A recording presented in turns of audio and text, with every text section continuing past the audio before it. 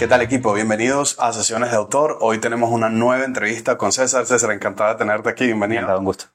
Bueno, César nos acompaña hoy, él es Growth Manager y él nos va a explicar qué es eso. Pero antes quiero, para la gente que no te conoce, César, cuéntanos un poco qué haces, cómo llegaste hasta aquí. Cuéntanos un poquito de tu vida profesional para entender cómo estás en donde estás ahora. Perfecto. Bueno, la posición de Growth Manager es muy discutida, ¿no? Incluso se ve muy distinto dentro de las empresas. Tengo aproximadamente, ya estaré un poco más de 4 años haciendo todo lo que es la parte de Growth. Empecé en roles muy de marketing, después fue mutando un poco hacia la parte de producto, un poco de data en el medio. O sea, al final son todas esas habilidades que vas recopilando a lo largo de la carrera que te llevan un poco a este punto, que al final siempre es un punto de partida, porque en la parte de Growth está todo por descubrir. Tenemos como una especie de guía de ciertos referentes que han ido como marcando un poco ese camino, pero está muy verde. Y ya de hecho esta filosofía de Growth se ha ido como aplicando a distintos equipos y creo que al final se trata un poco de eso, ¿no? De poder hacerlo transversal a todo el negocio. Y bueno, no ha sido un camino fácil, también ha sido para mí un poco de autodescubrimiento hasta llegar hasta acá. Pero bueno, ha valido la pena en cada uno de todas esas fases. Muy bien. ¿Qué estudiaste, César? Yo de profesión soy comunicador social, especializado en periodismo. Mi sueño al principio, por allá hace más por allá por el 2014 cuando me gradué, era poder vivir del deporte sin ser el atleta, sino de otra forma, y el periodismo me ponía un poco más cerca de ese ámbito sin ser el atleta, ¿no? Y bueno, la comunicación también muy enfocado también en todas las aristas hacia donde se desprende. Y bueno, me dio esa base de comunicación que después se aplica a cualquier ámbito. Sí. Pero sí, es bastante distinto lo que estoy haciendo ahora a lo que empecé haciendo cuando recién me gradué de la universidad. Bien. ¿Y por qué estudiaste comunicación? O sea, ¿cuál fue el proceso para decidir que querías estudiar comunicación? Creo que siempre estuve muy seducido por el storytelling, en este caso escrito, poder contar cosas a través de la palabra. La palabra siempre fue siempre ha sido como un recurso más importante desde negociación hasta un montón de cosas. Y creo que era eso, poder contar historias a través de la palabra. Me gustó desde siempre. Por ahí en quinto, sexto grado ya más o menos sabía que lo que me gustaba era escribir. Y ya después me fue como yo mismo tratando de encaminarme hacia escribir de qué. Sé que quiero escribir, pero de qué quiero escribir. Y ese fue un poco como la intención de empezar a estudiar allí. Y entonces, ¿cómo terminas en Growth? Porque al final, eso, quieres estudiar comunicación, querías hacer storytelling, tienes esta inclinación por el periodismo deportivo, todo eso, pero ahora estás en Growth, que bueno, yo todavía no le termino de ver el link. La relación. ¿Dónde va? Sí, si das un paso más atrás de Growth, hay un primer puntapié que es toda la parte de marketing, eh, que hoy en día ya incluso hay cargos más de Growth Marketing que te van llevando hacia esa dirección, pero si te vas incluso 2 pasos más hacia atrás, está toda la parte de comunicación. Y para las personas que estudian comunicación en Venezuela, que es por ejemplo mi país de origen, eh, no existía la carrera de marketing como tal, como una licenciatura de 5 años, o al menos no era algo muy visible, no muy demandado.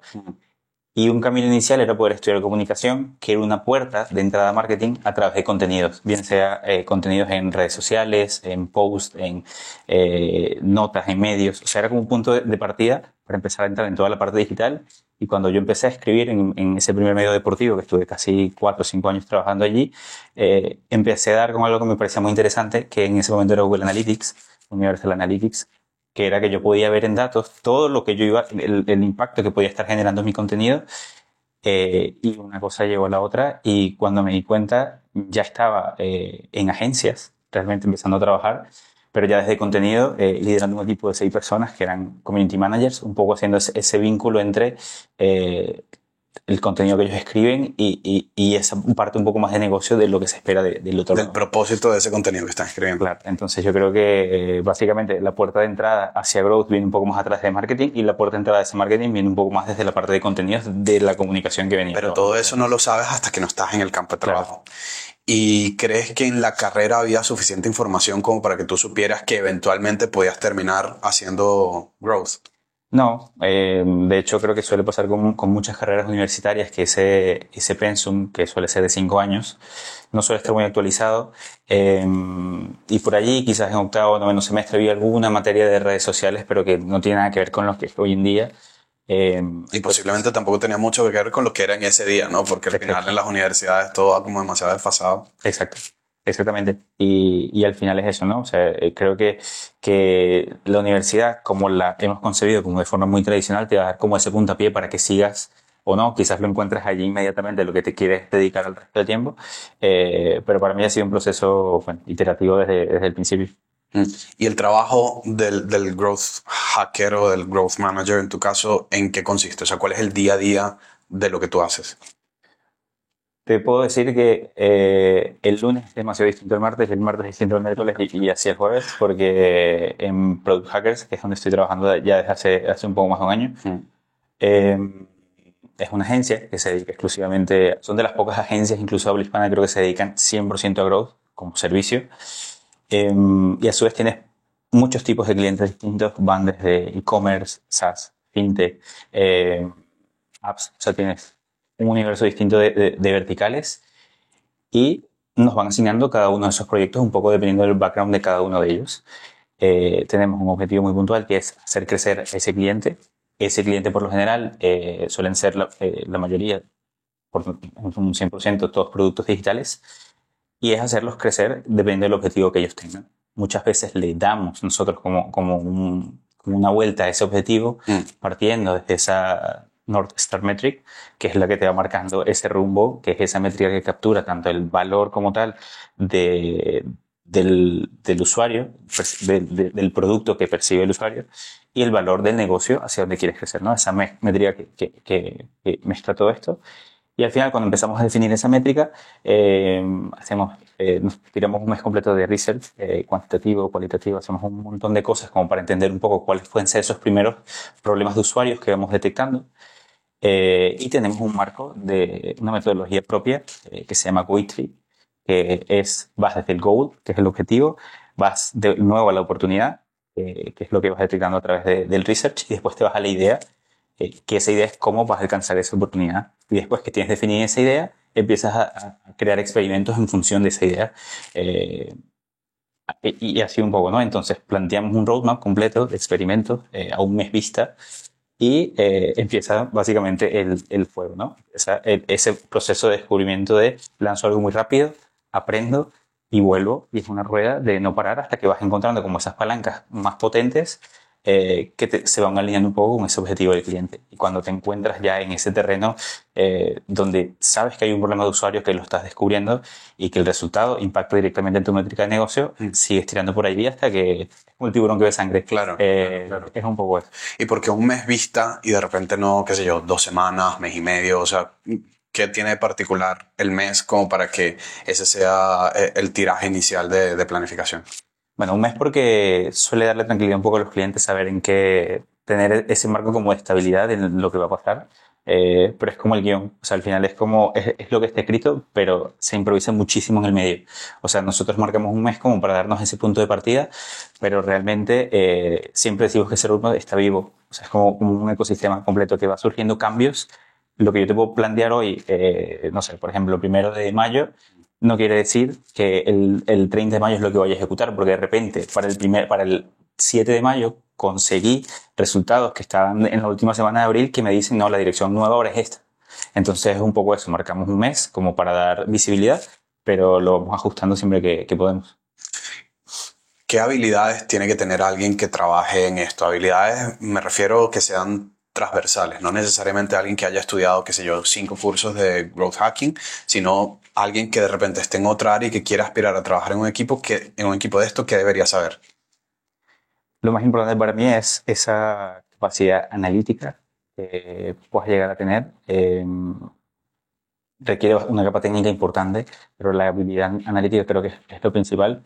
De hecho, creo que el punto de partida siempre tiene que ser, para mí la combinación perfecta en este caso es Google Analytics y Excel, dominarlos Muy bien. relativamente bien. Después estaría esa curiosidad, que yo creo que tiene que estar ahí sí o sí, siempre. siempre estás en constante descubrimiento. El puesto de Growth Manager es como un explorador que va con una linterna dentro de una cueva buscando qué se va encontrando en el medio, pero siempre conducido por datos. Y yo creo que la última habilidad sería esa tolerancia a la frustración. Piensa que en benchmark entre un 20 y hasta máximo un 30% de éxito se considera muy positivo.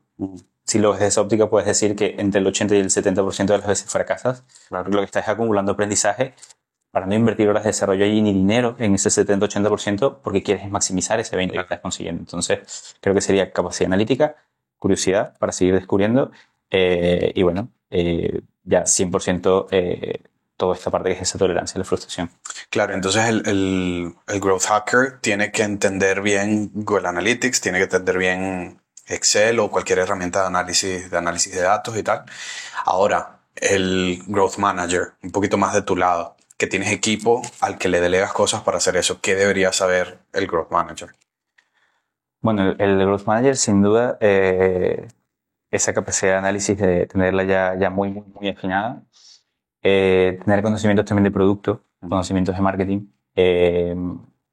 muchos conocimientos también de la parte de data, más allá de Google Analytics, de data para poder entender dentro de un funnel si lo que más te va a mover tu negocio es la parte de activación, es la parte de retención, es la parte de referral, es poder gestionar todo eso y tratar de hacerlo muy rápido. O sea, creo que el Growth Manager lo que te puede dar es esto que tú de repente, si eres, por ejemplo, una persona que está ejecutando un experimento, la persona con un poco más de experiencia puede dar un paso hacia atrás y te puede decir, puedes validar esto mismo, pero en la mitad del tiempo haciéndolo de esta forma. Porque al final lo que buscamos es aprender y de la forma lo más eficiente posible. Lo que consuma menos recursos es lo que puede hacer lo más rápido posible. Así que yo creo que es un poco eso y sin dejarte de lado toda la parte de negocio y muchas habilidades blandas, no solamente para gestionar cosas con tu equipo. Nosotros directamente en Product Hackers, el equipo que manejamos, tenemos equipos de diseño, tenemos equipos de desarrollo, pero no estamos como por squads directamente, sino que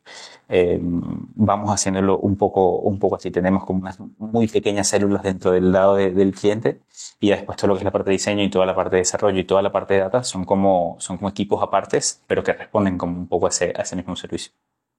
Y ahora,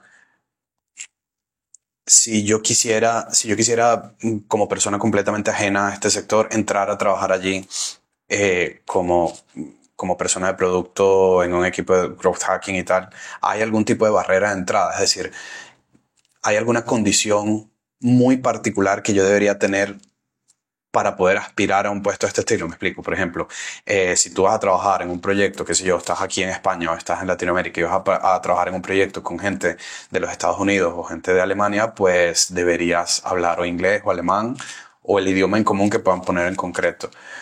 Si no tengo eso, no entro. En este caso, para este tipo de equipos, ¿cuáles serían esas condiciones que son barreras de entrada?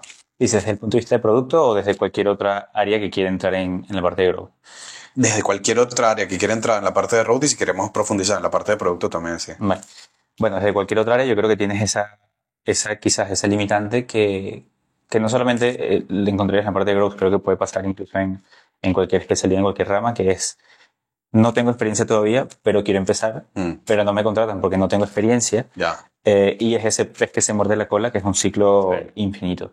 Yo creo que la mejor forma de eliminar esa barrera de entrada es desde la posición en la que estés. Principalmente lo que está más alrededor de growth suele ser más producto y marketing. Producto de una forma un poco más masiva porque va con todo el esquema Lean desde el principio y toda la parte de desarrollo de producto, y desde marketing es un poco más nuevo. Yo creería que para mitigar un poco esa barrera de entrada es empezar a hacerlo tú por tu cuenta, lo que puedas dentro del rol que sea que estés. Por ejemplo, si estás haciendo la parte de marketing y te interesa todo lo que es la parte de growth, al final el enfoque de growth es tratar de hacer crecer lo más posible con lo menos recursos posible. Si eres un analista de marketing y tu enfoque es, por ejemplo, empezar a enviar campañas de mail, bueno, una forma de empezar a hacerlo es empezar a testear el subject del mail. Muchos de estos software ya hacen ese split de tráfico y empiezas por allí. No mandas el mail al 100% de los usuarios, sino que lo mandas, no sé, de repente al 20% de esa base, pruebas 2 subjects, el software que te funcione mejor, se lo envías al otro 80% de la base. Y después empiezas a medir los botones del call to action dentro del mail, calculas el CTR en cada una de las versiones y así empiezas. Creo que empiezas a dar como esos baby steps para ir en esa dirección. Y otra barrera muy grande que también he encontrado mucho a lo largo de mi trayectoria es que como la parte de growth no es tan conocida, es difícil encontrar mentoría dentro de las empresas que ya no están como en ese punto de rodaje. Me pasa muchas veces que por mi propio ímpetu de ir conociendo un poco más cómo me metía yo en esta parte, empecé yo a desarrollar proyectos de growth dentro de empresas donde no sabían lo que eran growth e iba muy bien en ese punto de partida, ¿no? Porque yo tenía muchas visiones complementarias, pero no tenía nadie de quien aprender de, ok, ahora necesito llevar esto al siguiente nivel, ¿cómo lo llevo? Y no me servía ser de repente la persona con más conocimiento en un área si todo el aprendizaje dependía exclusivamente de mí. Y es cuando un poco caigo ahora en Product Hackers, que, como siempre digo, puede ser el más tonto de todos, pero al final esa margen de diferencia hacia arriba es lo que te da realmente el aprendizaje. Pero es un poco eso. Creo que estas barreras de entradas están un poco impuestas por el contexto, pero están en tus manos poder accionarlas. Y si vas un poco más en la parte de producto, que también es muy interesante, yo creo que podrías empezar muy desde el análisis de ese funnel. Tienes un funnel por ejemplo, tienes un SaaS y tienes un funnel que tienes toda la parte de adquisición, tienes toda la parte de activación, tienes toda la parte de retención, pero tratar de entender del análisis cómo es ese funnel, dónde tienes la oportunidad más grande de crecimiento, partiendo de dónde hay más caída. Me interesa meter mucha gente en mi producto, que me haga un free trial, pero que ni siquiera lo pruebe. O sea, que no utilice, no interactúe con esa feature principal del producto. Entonces yo creo que a medida en que vas indagando un poco más de cómo mejorar ese producto, yo creo que después te planteas un segundo escenario que puede ser, bueno, ahora necesito hacer esto porque no me consumo tantas horas de desarrollo para mejorarlo. Y creo que es un poco eso, creo que es mucho de automotivación, de mucho de encontrar cómo hacer crecer esto como si fuera mío, y tratar de ir encontrándote los recursos que vayas necesitando a medida que los vayas sintiendo que te hacen falta. Claro, y lo que tú dices es importante la parte de la mentoría porque incluso puedes toparte con el recurso que necesitas enfrente, pero no sabes que lo necesitas. Exacto. O sea, no sabes tú que no lo necesitas porque justamente no tienes la experiencia y no tienes a nadie que te diga, mira, usa esto que te puede ser útil para tal cosa. Ahora, quitándonos la parte de esa primera oportunidad, de ese primer salto que tienes que dar, ya estando dentro de la industria, o sea, ahora mismo pudiésemos decir que estás como en las grandes ligas porque estás dentro de una empresa que se dedica exclusivamente a eso y que tienes mucha gente donde tú dices, de repente eres el que menos sabe, pero incluso con esa comparativa sabes más que el resto de los que no están. Entonces, dentro de eso, dentro de ese tipo de contextos, ¿cuál es el proyecto más complicado que te has encontrado? Sin dar demasiados detalles, por supuesto, pero ¿cuál pudiese ser el proyecto que más complicado has visto y que te ha requerido poner en práctica todo el conocimiento, digamos, teórico del proceso de growth hacking? Porque una cosa que yo pienso siempre es, claro, en las universidades nos dicen toda la teoría, todo el asunto, esto está perfecto, en el libro funciona bien, pero cuando te vas a la realidad, sí, eso no funciona. Entonces, claro, ¿cuál ha sido ese proyecto en el que has tenido que decir esto lo tenemos que hacer by the book obligatoriamente y tiene que salir porque es un reto enorme? Sí, bueno, trabajando con una SaaS cuyo producto es muy, muy complejo de explicar, muy complejo de explicar, tan complejo de explicar que ellos ni siquiera tenían, por ejemplo, una página de pricing. No, directamente no lo tenían, porque como son muy top en su categoría, tenían esta duda de que si yo hablo de mis precios voy a espantar a clientes. Claro. Y la hipótesis es, si yo no muestro precios, eso es lo que me va a generar un poco más de demanda y curiosidad y que me completen el formulario para solicitar una demo de mi producto, ¿no? Y el gran reto fue cómo podemos hacer para que este producto se entienda, y el desafío principal es no solamente reunirme con todo este equipo, reunirme con el área de ventas, reunirme con el área de soporte, reunirme con absolutamente todas las personas que puedo hacer para poder entender mejor ese producto. Y ahí no empieza el desafío, porque ya yo lo empiezo a tener un poco más claro. Pero ahora yo tengo que transmitírselo a la persona de diseño, que de su vez se lo va a transmitir después a la persona de desarrollo, que todo esto para un usuario final que tiene que entender ese producto. Entonces ahí tratando de cuando ya una organización tiene, por ejemplo, este modelo de crecimiento, que en este caso son Sales-Led Growth, están muy enfocados a adquisición, a generación de leads, que yo cierro las ventas después en una demo 1-a-1. ¿Cómo pasas eso hacia un Product-Led Growth, entendiendo que es un producto demasiado complejo, no solamente para explicar, sino para usar propiamente? Entonces, la forma de resolverlo, un poco tratar de llevar este enfoque de Product-Led Growth, tratando de hacer visible más este producto, y en la medida en que sea visible, lo primero que hicimos fue también poner una página de pricing. Y cuando metes una página de pricing, cuando metes un cambio tan brusco dentro de lo que ya tienes, lo que no buscas es realmente crecer. Lo que buscas es que no te tumbe lo que ya tienes construido. Claro.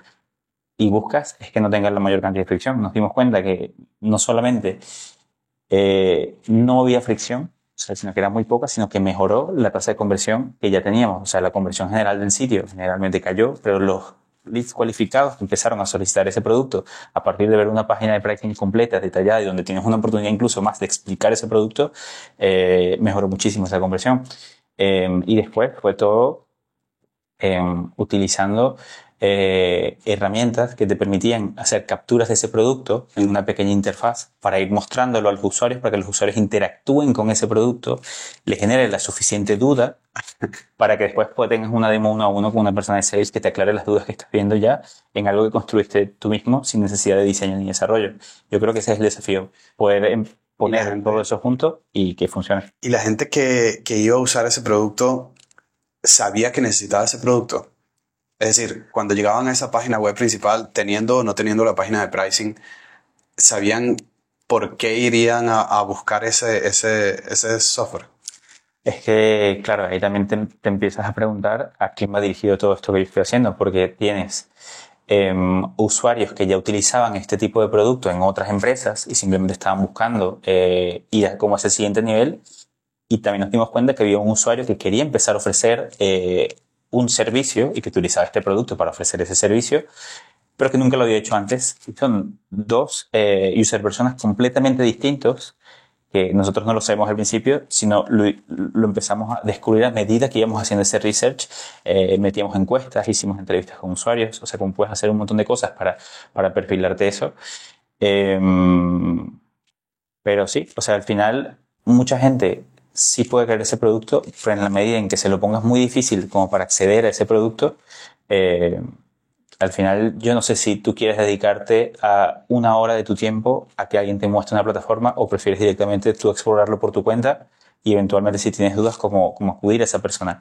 Entonces, bueno, estamos un poco como en esa fase de descubrimiento, siempre que todo sea mejor para el usuario y al mismo tiempo tenga un impacto positivo en la métrica del negocio, que es lo que nos interesa mover. Claro. Ahí nos fuimos bastante lejos en un producto complejo, en un producto donde posiblemente el cliente tenía los suficientes recursos como para pagar una asesoría de este estilo. Ahora, vamos a suponer que aquí nos están viendo emprendedores, nos está viendo gente que trabaja por su propia cuenta, empleados de empresas relativamente pequeñas que dirán, bueno, mira, yo quiero hacer una estrategia de growth hacking, pero es que no tengo los recursos ni sé ni siquiera por dónde empezar. Entonces, ¿cuál pudiese ser ese primer paso a paso que se le puede dar a la gente que quiere empezar en esto, que entiende el valor que tiene, pero que quiere empezar a dar esas primeras pinceladas de cómo hago para crecer más respecto a donde estoy hoy? Bueno, sí, es un enfoque interesante. Yo creo que empezar a probar. O sea, yo creo que al final, cuando dices empezar a probar, suena como fácil, ¿no? Como muy obvio. Pero hay herramientas gratuitas que te permiten empezar, por ejemplo, a testar si el color de un botón dentro de una página web funciona como está o no, o si el título de la web, en la home, en lo que llegas, es lo suficientemente atractivo como para generar más ventas o no. Yo creo que la primera forma sería darte de alta en una suscripción de un software de estos. En su momento era Google Optimize. Hoy en día hay herramientas como WO que son completamente gratuitas, que te permiten empezar a probar y adentrarte en ese mundo. Y yo creo que es un poco eso. O sea, al final tratar de hacer cambios muy chiquitos para que te empieces como a centrar en la metodología, en cómo funciona el proceso. Y ya cuando te des cuenta que esos cambios tan pequeños quizás no mueven la aguja como tú quieres, tratar de empezar a buscar más información, a leer mucho más, a estudiar incluso más, o a pedir servicios en terceros, a buscar ayuda. Pero creo que empieza por uno mismo. Alguien que tenga esa capacidad dentro de su pequeña empresa para entender lo que estoy haciendo hoy en día me es suficiente para llegar al objetivo de facturación que tengo, sí o no. Si la respuesta es no, bueno, creo que esta es una de las formas muy, muy fáciles de hacerlo y de entrar en ese mundo. Claro, entonces fíjate, ahí mencionaste varias cosas que es muy importante tener siempre en cuenta porque están implícitas y son, por ejemplo, el hecho de tener un objetivo de facturación, que eso pasa por tener un objetivo de negocio, por tener toda una línea estratégica de a dónde quieres llegar, cuánto quieres vender y todo este tipo de temas. Entonces, si tienes tu objetivo de facturación claro, luego tienes que saber medir de forma muy básica, porque cualquier cosa que implementes no sirve de nada si no la estás midiendo. Entonces, necesitas el conocimiento también a nivel alto, de medición, de analítica, etc. Y una vez que ya tienes esas herramientas base, entonces puedes ir a implementar estos cambios pequeños que tú puedes decir, bueno, mira, cambio el color de este botón, lo mido, veo cuál es el impacto que está teniendo y si estoy facturando más o no. Pero entonces, más o menos la escalera es esa, tener mis objetivos de negocio claros, tener unas herramientas de medición básicas, lo suficientemente útiles como para sacar algún resultado decente y a partir de ahí, entonces lo que tú comentas, ir haciendo estos cambios pequeñitos que luego voy a evaluar si tienen algún resultado. Sí, completamente de acuerdo. E incluso puedes, para mí yo creo que puedes incluso comenzar sin tener todo eso resuelto, porque al final te das cuenta que no tienes el botón medido una vez que ya quizás configuraste todo el test, lo lanzaste y te das cuenta que a los 2-3 días, no, esto no me dice 0 conversiones. ¿Por qué tengo 0 conversiones? Y ahí empiezas a indagar y eso te va marcando un poco ese camino. O sea, yo creo que al final es comenzar e irás un poco puliendo ese proceso. Lo que sí creo que no puede ser negociable es ese objetivo que lo tengas muy claro, cómo quieres ayudar al negocio a crecer. Pero hay muchas cosas de estas que son muy pequeñas, que hoy en día parecen obvias cuando ya experimentas con mucha velocidad, pero que muchas veces no están resueltas desde el principio. Nos pasa a nosotros también, que hay muchas veces que lanzaste un experimento y de repente se rompió porque pasó algo en el sitio, y tienes que ir a arreglarlo. Y resulta que lo que disparó ese bug o lo que sea, era por algo que no estuvo previsto desde el principio. Al final creo que pasan muchas cosas, y siempre que puedas empezar pequeño, pero empezar, el propio camino te va dando como ese next step que tienes que hacer. O sea, parece lo más anti-intuitivo que existe, pero lo va haciendo un poco. A mí me encanta todo esto que estás diciendo, César, porque es casi una guía paso a paso de cómo empezar con todo este tema. Y es lo que tú dices, al final, si llegas a un punto en el que te estancas y necesitas ayuda, pues lo correcto es que busques a gente experta, que incluso que le puedas delegar ese tema porque ese es su expertise y tú te tienes que enfocar directamente a lo tuyo. Pero por lo menos ese punto de arranque en que, bueno, no tengo recursos, estoy empezando, no sé bien cómo vender esto dentro de mi empresa, tal, déjame hacer algún tipo de acción muy concreta, muy rápida, donde pueda tener algún resultado sencillo y pueda mostrar cosas para que sea ese trigger de decir, mira, tenemos esto acá, es importante que lo hagamos, vamos a buscar ayuda ahora. Es que sí, yo creo que al final cuando el CEO de la empresa o el dueño de esa pequeña empresa compra esa visión, ese es el paraguas hacia abajo de todo lo que va a empezar a pasar. Yo la forma que empecé a encontrar para cuando empecé con la parte de growth en empresas desde cero, y al final yo era el equipo de growth de una sola persona, pero necesitas mucho acompañamiento en el medio y no quieres que sea que tú le estás diciendo a los demás qué hacer. Tú necesitas socios dentro de la propia compañía y la forma que yo hice para hacerlo era todos desde el puesto en el que sea, que estén en la empresa, desde marketing, productos, desde atención a ventas, atención al cliente, lo que sea. Toda esa gente tiene una idea de cómo hacer crecer la empresa desde su propia perspectiva, desde su cubículo. Tienen ideas de cómo hacer crecer la empresa. Lo que no saben es cómo llevarlo a cabo. Entonces, en la medida en que vas recolectando ideas dentro de la empresa y decir, ok, me siento un 1-1 contigo, ¿cuáles serían tus ideas para hacer crecer la empresa? No, que yo creo que la empresa funcionaría mejor si se disminuyen la cantidad de reclamos de lunes a viernes, por ejemplo. O si damos espacio los fines de semana para responder consultas. Imagínate que una persona de soporte te dice esto y tú vas absorbiendo todos esos insights, te sientas con cada una de esas áreas en rol de te voy a acompañar, vamos a construir una hipótesis a raíz de esto de lo que me estás diciendo lo vamos a probar y es muy importante que si después lo pruebas y funciona, darle crédito a ese equipo que te está ayudando a ese proceso de validación. Y es una forma también de involucrar al resto de la compañía. Y si el CEO tiene la visión completa de entender que el growth es transversal a todas las compañías, lo ideal sería poner dentro de los objetivos que tienes de la empresa, más allá de facturación, que puedas establecer un objetivo de crecimiento global de la empresa, donde todos los empleados se vean beneficiados si se alcanza ese objetivo de crecimiento. Si mi objetivo de crecimiento es un year over year de 20% en facturación, si lo alcanzamos, bueno, todos vamos a recibir una pequeña bonificación versus ese objetivo y te hace de alguna forma, desde mucho más arriba, hacer mucho más congruente ese proceso y que cuando una persona sea como yo, sea como cualquier otra persona que está entrando en la parte de growth en una empresa desde cero, no le toque como arrear con todo desde el principio, sino que ya tengas como cierta, como socios ganados un poco dentro de la compañía. César, voy a cambiar un poquito de tercio porque me gusta mucho todo lo que nos has contado. Nos hemos ido desde la parte de habilidades y qué se necesita para trabajar en este tipo de equipos. Hemos entrado en profundidad en la parte técnica de qué es lo que tiene que hacer una empresa para crecer o para establecer una estrategia de crecimiento. Pero ahora quiero hablar un poquito más de ti. Si hubieses podido estudiar otra carrera, ¿qué hubieses hecho? Pues me seducía mucho la psicología. De hecho, siempre estuve como entre comunicación y psicología. Pero me dejé meter mucho miedo de ese primer año. Me decían que iba a estudiar mucho, que iba a tener que sacrificar toda mi vida para dedicarme a ese primer año y demás. Y me parecía muy interesante. Yo creo que hoy en día la parte de growth también tiene mucho de psicología. Sí, o sea, hay un paralelismo total. De hecho, hay una rama que se llama psicología del consumo que me imagino que también va muy asociado. Sí, sí, sí. Va muy asociado. Toda la cantidad de sesgos cognitivos que tratas desde el growth como de explotar, de crear ese sentido de urgencia, de si comparas una opción que tienes una opción que es mala, pero si la comparas con una peor, esta que ya era mala incluso se va a ver mejor. O sea, tienes como un montón de cosas que ya van mucho más asociados al consumidor. Es una línea delgada en la que tienes que ser como fiel un poco a esos valores y principios, claro, que sea en función de mejorar una experiencia de usuario más allá de traer facturación a un negocio. Pero sí, me doy cuenta que de todas esas cosas que siempre me gustaron, de una u otra forma me iban llevando como este camino. Sí, no, y es lo que te digo, el paralelismo está total. Incluso si quisieras hacer un máster o alguna cuestión en algún tema de esto, pues seguro consigues y seguro suma a lo que haces todos los días. Ahora, vámonos al otro lado del charco. Nosotros estamos aquí en España y sabemos que, bueno, que aquí hay empresas que se dedican a eso, hay mercados para ese tipo de cosas. Ahora, cuando vamos a Latinoamérica, vemos que los nichos son mucho más reducidos. Aquí de repente puedes tener, en este país puedes tener, qué sé yo, 5 o 6 ciudades en las que ves empresas medianas o grandes que implementan este tipo de cosas.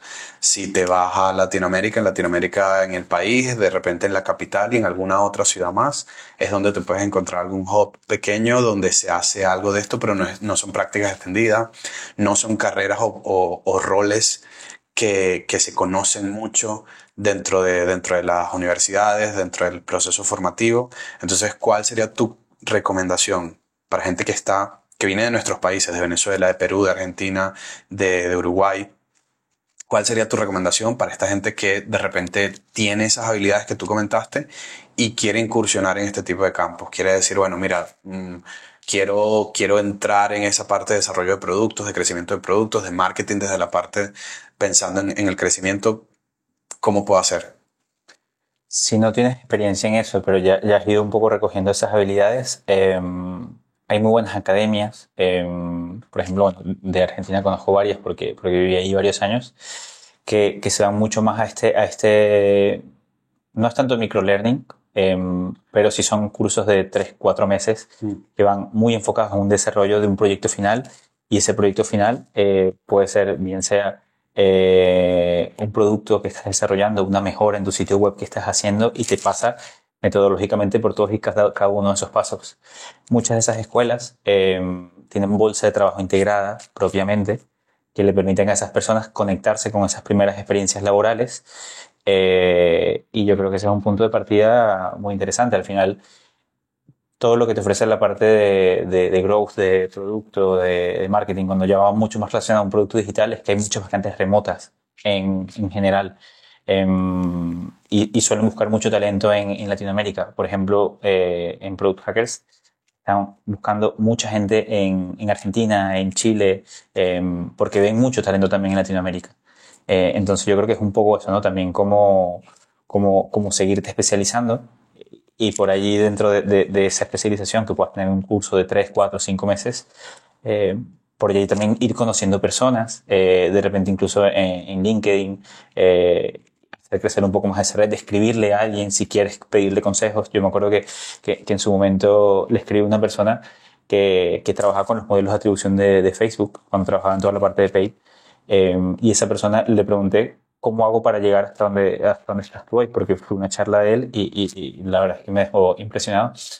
Y él me decía que estadística es lo que realmente tienes que aprender, después tú verás en qué nivel de profundidad lo quieres meter o no, pero bueno, un poco eso, y al final eso que me fue diciendo esta persona, yo lo fui incorporando también dentro de mi scope de aprendizaje, pero no hubiese pasado si no le pregunto directamente. Entonces yo creo que también ir identificando esas personas o empresas referentes, y también proponer ese enfoque un poco más pragmático, más directo. Me interesa estar allí, ¿cómo podría hacerlo?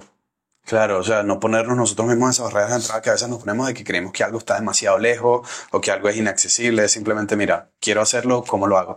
Lo peor que te puede pasar es que no te contesten al final, Exacto. ¿no? Y sí, eso es fundamental y te agradezco muchísimo, César, por haber compartido toda esta información con nosotros.